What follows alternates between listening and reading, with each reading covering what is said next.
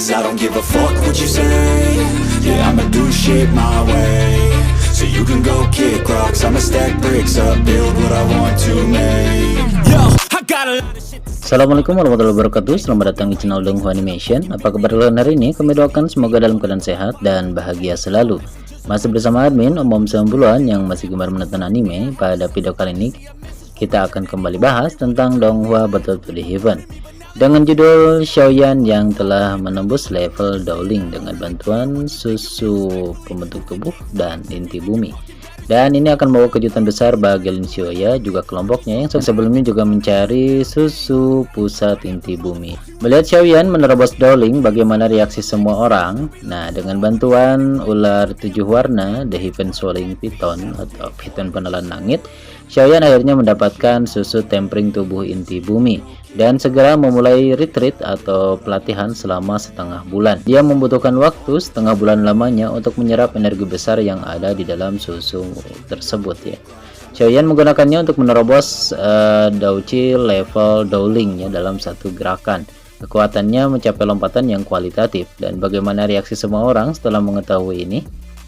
Yang pertama yang paling terkejut adalah Panman ya, tentu saja, yaitu sebuah sekte yang dibangun oleh Xiaoyan. Xiaoyan telah meninggalkan Panman selama lebih dari 2 bulan ketika dia berusaha menerobos level Dowling ini. Dan selama 2 bulan ini, karena kemampuan alchemis dari Xiaoyan, Panman melampaui geng obat dan berhasil menduduki setengah dari pasar obat. Pasukan kecil dan menengah lainnya tidak berani memprovokasi Panman lagi, tetapi ancaman dari kekuatan besar masih belum hilang. Meskipun Panman telah memperoleh status tertentu di halaman dalam karena penjualan obat mujarab yang dibuat oleh Xiaoyan, kekuatannya masih sangat lemah dan tidak ada petarung yang cukup kuat di gerbang Pan ini, dan statusnya tidak berubah. Terobosan Xiaoyan tidak dilakukan lagi, benar-benar menghilangkan masalah ini yang membuat semua orang di Panman merasakan kejutan yang tidak dapat disembunyikan setelah Xiaoyan kembali. Setelah itu, Xiaoyan bukanlah petarung biasa.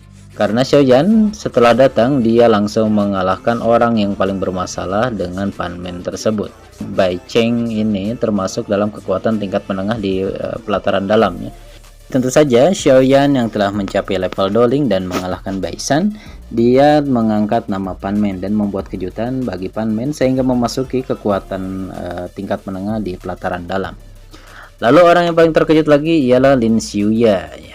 Dibandingkan dengan keterkejutan semua orang di Panman, keterkejutan Lin Xiaoya jelas lebih kuat karena dia adalah salah satu orang yang paling bisa merasakan ketidaknormalan tubuh Xiaoyan.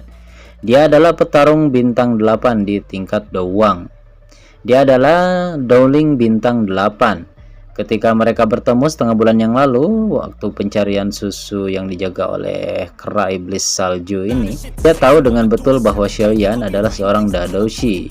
Tapi setelah 2 bulan, dia bisa merasakan bahwa Xiaoyan saat ini sudah mencapai level Dowling bintang 5. Kekuatan seperti itu untuk naik ke 1 bintang saja sudah sulit. Ini Xiaoyan dari Dadoushi langsung masuk ke Dowling bintang 5. Itu pasti mengejutkan sekali bagi Lin Xiaoya dan teman-teman yang sebelumnya juga berusaha untuk mendapatkan susu temper body milk ini ya. Tapi dari sini kita bisa membayangkan ketika Lin Xiaoya melihat Xiaoyan bisa menerobos Dowling, apalagi langsung masuk ke bintang 5, apa yang ada di dalam hatinya. Mungkin bagi Lin Xiaoya tidak menyadari hal ini. Tapi saat ini dia belum menghubungkan masalah ini dengan susu temper tubuh inti bumi yang dicari sebelumnya. Sampai kekuatannya nanti menembus level Dowang, dia baru kembali lagi mencari susu temper ini bersama kelompoknya. Dan tentu saja pada saat itu monster keras salju pasti akan berbicara mengenai Xiaoyan yang datang setelah Lin Xiaoya dan teman-temannya pergi waktu itu ya. Jadi Lin Xiaoya ini akhirnya mendapatkan informasi bahwa ternyata Xiaoyan yang mengambil susu temper body inti bumi ini ya. Tapi Lin Xiaoya tidak menjadi seorang yang pendendam. Dia hanya salut kepada Xiaoyan dan masih bertanya bagaimana Xiaoyan mendapatkan susu temper tersebut. Dan sampai akhir Lin Xiaoya ini menjadi teman yang akrab dengan Xiaoyan. Bahkan Lin Xiaoya ini ikut bersama Xiaoyan ke sekte Yunlan untuk menghancurkan sekte Yunlan. Oke, ini memang bisa disebut sebagai pria yang anggun dan paling kuat di halaman dalam. dan pantas memiliki reputasi terkuat nomor 2 setelah Xian. Oke, yang ketiga yang paling rumit tentu saja adalah Bai Cheng, pemimpin dari geng putih. Dia mempunyai hati yang paling rumit di sini. Melihat terobosan Xiaoyan di ranah Dowling, Bai Cheng sama terkejutnya dengan semua orang pada awalnya, tetapi ini tidak mengurangi rasa bencinya terhadap Xiaoyan. Karena Bai Cheng sekarang adalah Dowling bintang 6 dibandingkan dengan Xiaoyan, dia adalah Dowling bintang 5. Jadi dia merasa lebih unggul, ada celah 1 bintang di antara mereka. Bai Cheng menyadari bahwa dia sebetulnya sangat salah karena Xiaoyan ditempa oleh susu tempering tubuh inti bumi sebelumnya dan kekuatannya tentu sudah lebih kuat dari Bai Cheng meskipun dia masih di bintang 5. Dia hanya bisa menekan kekuatan Xiaoyan dengan keunggulan Douqi-nya yang punya level lebih kuat 1 bintang di atas Xiaoyan. Tetapi segera keunggulan ini menghilang. Setelah Xiaoyan menggunakan 3 transformasi mendalam api langit, dia mampu menutupi celah dalam Douqi di antara mereka berdua dalam waktu singkat. Satu-satunya keuntungan dari Bai Cheng dalam pertarungan ini adalah teknik tombaknya. Xiaoyan memang belum mempelajari teknik pedang berat ini ya, karena nanti dia akan mempelajari teknik ini setelah mengalahkan Han Feng kalau tidak salah. Ya, keterampilan bertarung untuk pedangnya memang Xiaoyan masih disebut ngasal juga ya, karena dia belum memiliki teknik pedang. Jadi mereka sangat dirugikan dalam kehalusan gerakan senjata dan Bai Cheng unggul di sini. Tapi kerugian semacam ini tidak sepenuhnya tidak dapat diperbaiki oleh Xiaoyan karena Xiaoyan juga mempunyai kekuatan lain, yaitu kecepatan dan kekuatan. Oleh karena itu, setelah menyingkirkan penguasanya atau pedang beratnya ini, kita ketahui bersama ketika Xiaoyan menyimpan pedang beratnya ini, maka Douqi-nya akan melonjak dan kecepatannya akan meningkat. Dan peningkatan dari kecepatan ini tidak bisa diimbangi oleh Bai Cheng. Bai Cheng ditekan dan terus ditekan sampai terpojok di arena ya. Dia terlihat sangat cemas sekali karena dia menyadari bahwa Xiaoyan pernah berkata sebelumnya dalam waktu setengah tahun dia akan menghapus geng putih.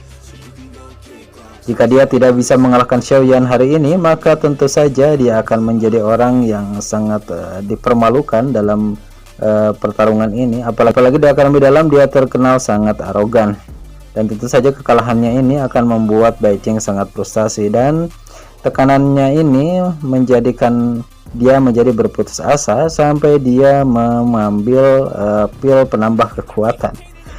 Yang salah bagi Bai Cheng adalah dia memakan pil obat di depan seorang alsemis. Tentu saja ini membuat Xiaoyan yang tadinya ingin menggunakan teratai Buddha menjadi sangat marah ya.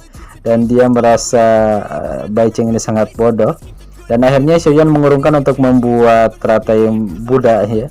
Jadi dia hanya mengambil pil Longli, yaitu pil yang dia buat sebelumnya ketika bertarung dengan Han Xian, di mana pil ini juga mampu menambah kekuatan.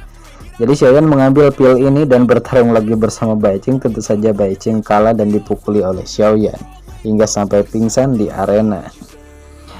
Oke teman-teman, inilah mungkin pertarungan yang akan ditampilkan di episode ke-23 nanti. Video ini admin buat pada tanggal ke-15 Desember. Jadi kemungkinan di hari Minggu nanti akan ada banyak kejutan. Meskipun memang yang paling ditunggu oleh admin adalah konfirmasi dari penampilan Sun Er yang merubah gaya rambutnya ya. Tapi pertarungan antara Bai Cheng dan Xiaoyan tidak diragukan lagi. Ini hampir menyamai kualitas dari perjanjian 3 tahun kemarin jika dilihat dari preview. Kita lihat saja apakah grafiknya akan meningkat seiring bertambahnya episode menuju klimaks Akademi Jianan ini. Semoga saja di pertengahan klimaks kita disuguhi oleh kejutan lainnya. Dan tentu saja kita akan terus pantau bagaimana perkembangan dari Dongha Battle to the Heaven ini. Oke teman-teman, bagi kalian yang suka dengan bahasan ini silahkan klik like dan komen ya. Dan yang belum subscribe bisa subscribe sebagai dukungan biar admin lebih bersemangat lagi membuat konten-konten seperti ini. Oke, terima kasih banyak sudah menonton video ini sampai akhir. Kita akan bertemu lagi di video menarik selanjutnya. Wassalamualaikum warahmatullahi wabarakatuh.